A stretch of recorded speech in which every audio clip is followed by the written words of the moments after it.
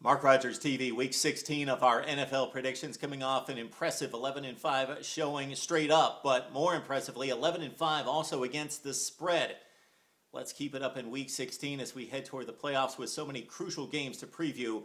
Starting on Saturday night in Detroit with the Lions at 4-10, playing out the string, but the Falcons come in looking for the 1 seed in the NFC at 12-2. Falcons coming off the impressive showing at home against the Giants 34-0. Would like to stay at home throughout the NFC playoffs. They get it done at Detroit and cover 3.5 points in the process.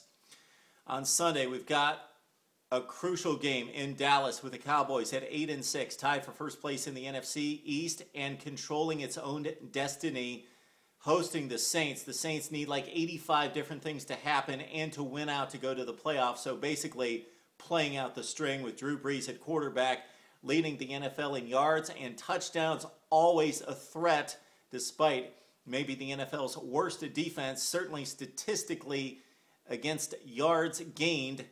But Dallas has been impressive in the fourth quarter, pulling out 4 consecutive in the last quarter to win 4 straight. Tony Romo, after tossing 15 picks in 10 games, just 1 in the past 4.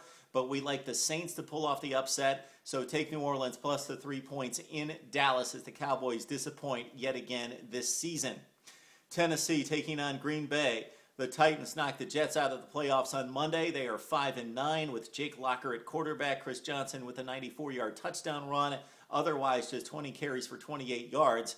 Green Bay a 12.5-point favorite at home with Aaron Rodgers at quarterback, but always running for his life with a decimated offensive line up front. The Packers, a big favorite, will cover, but this will be a pretty close game. Tennessee has pride and they play tough, but Packers do pull away late looking for the 2 seed in the NFC against Tennessee.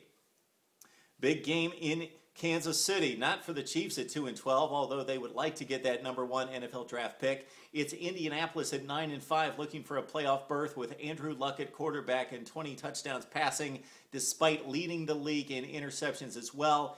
He has played well in the clutch, though the last 3 weeks, just 46% completion percentage for Andrew Luck. The quarterbacking for Kansas City amongst the worst in the NFL, probably along with the Cardinals. Brady Quinn and Matt Castle have thrown 8 touchdowns this season. 8, 16 picks. That's like a 1970 type TD interception ratio. Last week, the Chiefs, and getting shut out by the Raiders, had 5 first downs, 2 by penalty, so they had 7 total first downs and 119 total yards against Oakland. Indianapolis wins, but the Chiefs play well at home, keep it within 7 points. That's the spread. So Chiefs plus 7. Colts win the game to move to 10-5. Another crucial game and another 8-6 team as the Bears, who were 8-2 at one point, have to go to Arizona and win a game here against the Cardinals, who are coming off that 1-game winning streak after they blasted the Lions 38-10. Chicago wins, but the Cardinals keep it close at home, take Arizona plus the 5.5 points, but Chicago wins a crucial game in Week 16. Giants in Baltimore, a couple hurting teams taking on each other here, with the Ravens having lost 3 consecutive games. They were 9-2. They're fairly safe if they can win one of their last 2 games. The Giants, on the other hand, need to win 2 and get some help. They got blasted by the Falcons 34-0 last week. They've got injuries all over the place with Justin Tuck, who possibly may not show up on Sunday, as well as Ahmad Bradshaw. Chris Snee and David Boss along the offensive line are banged up as well, although they will play. We like the Giants' gamesmanship in this one. Eli Manning gets it done, and the Giants' front 7 on defense. So we take the Giants and take the 2.5 points as well at Baltimore. Washington, Phillies, the Redskins look to run the table. They have already won 5 consecutive games to move it on to 8-6. They could win the last 2 and win the NFC East. They are 6-point favorites at Philly in what could be Andy Reid's final game in Philadelphia. He's had a great run there. RG3 is back. He will play. Of course, the Redskins have proven to have a capable backup, though, in Kirk Cousins, who led them to a win against Baltimore 2 weeks ago on the final drive and against Cleveland last week. Take the Skins. They are red hot. They are feeling the mojo. They feel good, and they are on a roll. Redskins win at Philly, cover the 6 points in the process. Cincinnati at Pittsburgh. Steelers won the first matchup against the Bengals. We really like how the Bengals are playing, though. Andy Dalton has had a bit of a cold November after a hot November. December's been rough after a good November for Andy Dalton. A.J. Green against the Steelers, just one catch in 8 yards his first time out, but Ike Taylor covered him for most of the game in the first matchup. He's out. The Steelers have a crippled secondary. We don't like the matchup here. So despite playing on the road, the Bengals win outright, and they cover the 3.5 points as well. They get 3.5 in this game, and we will take it and run with it as the Steelers fall to 7-8. Patriots-Jags. The Patriots possibly have some seeding issues here in the AFC after falling to 10-4. They're 14.5-point favorites at Jacksonville. Tom Brady has a field day, and the Patriots win big, cover the 14.5 points at 2-12 Jacksonville. Minnesota and Houston, this is a game that really intrigues me because I think the Vikings are going to show up and play well. They played extremely well on the road where the Rams usually show up against visiting teams, and Minnesota blasted St. Louis by 14.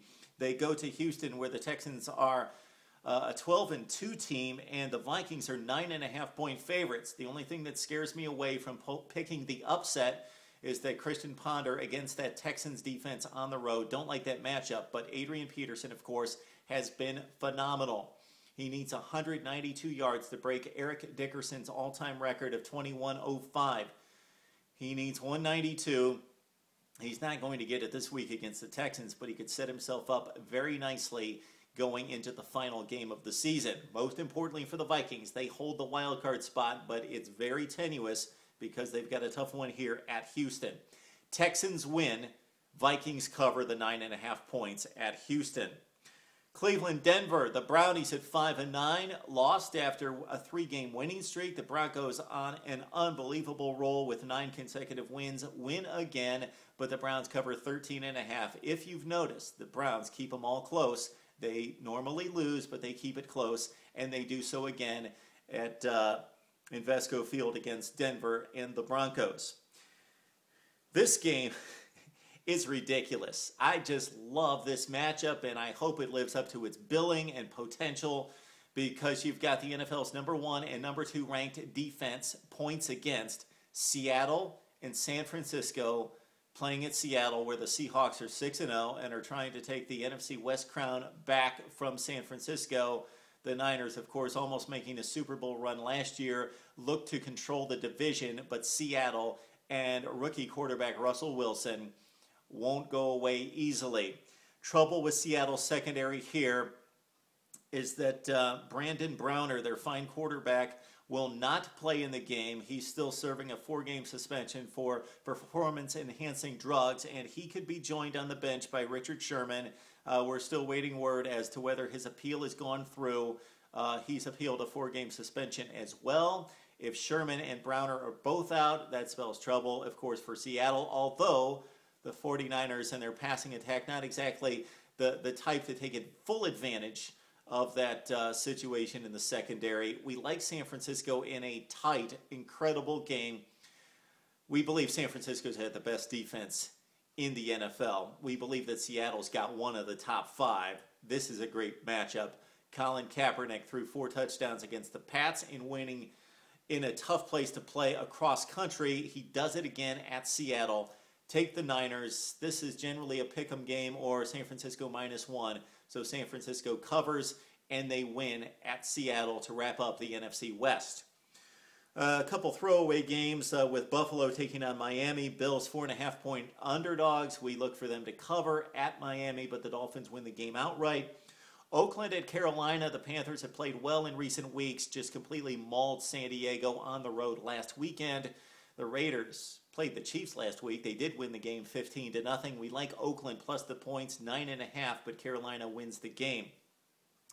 Jets in San Diego. Greg McElroy of Alabama gets the start in place of what could have been Tim Tebow and certainly Mark Sanchez. And, of course, that Jets situation, especially on offense, is a mess. We expect that franchise to clean house in the offseason, taking on San Diego, and another mess. And we expect the Chargers to clean house as well, as Norv Turner has been given chance after chance after chance after chance. San Diego, a 2.5-point underdog on the road. We look for them to win the game and win it outright as well and take the 2.5 points against the Jets. And finally, another throwaway because Tampa Bay's folded in recent weeks. The Bucs looked to be a playoff contender weeks ago, but they're 6-8 after getting blasted by the Saints 41-0. And the Rams will play well on the road. They're 3.5-point underdogs. So we take Jeff Fisher's bunch and plus the 3.5 points against Tampa. Rams win, cover the 3.5 as well. Week 16 of the NFL. Great games all over the place. They are crucial, especially for the Giants, the Vikings, the Bears, all sorts of huge matchups, the Cowboys, the Bengals, and the Steelers. Would love to hear your picks and what you have to say about Week